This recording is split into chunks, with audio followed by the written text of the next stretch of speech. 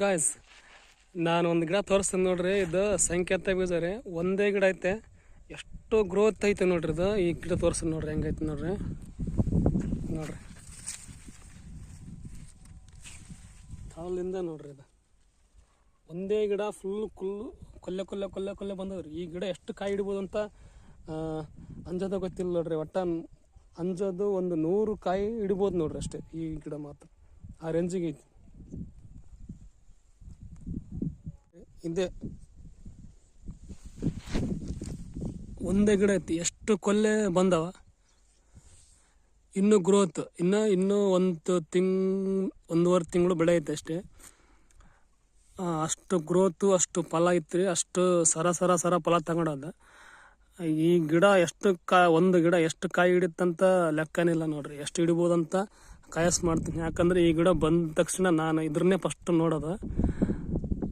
ಇದು ಮಿನಿಮಮ್ ಇವಾಗ ಎಣಿಸಿದ್ರೆ ಮಾತ್ರ ಒಂದು 60 ಮೇಲೆ ಐತೆ ಫಲ. 60 ಮೇಲೆ ಐತೆ ಎಣಿಸಿದ್ದೆ ನಾನು. ಇನ್ನೂ ಜಾಸ್ತಿ ಬೆಳೀತದೆ. ಇನ್ನು ಬೆಳೆದ್ರೂ 100-150 ಫಲ ಬರುತ್ತೆ. ಅದ್ರಾಗ ಒಂದು 50 ಇದ್ರೂ ಒಂದು 100 ಕಾಯಿ ಅಂತ ಹಿಡಿಬೋದು ಅಂತ ಅನಿಸುತ್ತಾ. ಆಮೇಲೆ ಹೇಳ್ತೀನಿ ನಿಮ್ಮ ಗಿಡದ ಮೇಲೆ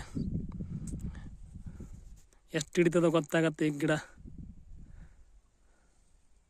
ಸಂಕೇತ ಜಾಸ್ತಿ ಗ್ರೋತ್ ಇರುತ್ತೆ, ಸಂಕೇತ ಜಾಸ್ತಿ ಫಲ ಇರುತ್ತೆ, ಕಾಯಿನೂ ಜಾಸ್ತಿ ಹಿಡಿಯುತ್ತೆ.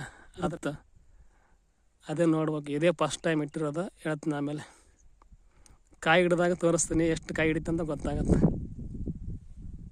ಬಡ್ಡಲಿಂದ ಚಿಗುರದ ನೋಡು, ಬಡ್ಡಲಿಂದ ಎಷ್ಟು ಕೊಲ್ಲೆಗಳವಂತ ಅಲ್ಲಿ ಲೆಕ್ಕನಿಲ್ಲ. ಇವಾಗ ಫಲ ಹೂ ಬಿಡಕತ್ತದ. ಗಿಡ ಸೈಲ್ ಐತೆ. ಇದ್ರ ಬತ್ತೆ ಗಿಡಗಳನ್ನು ಜಾಸ್ತಿ ಇಲ್ಲ, ಒಂದು 2-3 ಅದಾವ ಅಷ್ಟೇ.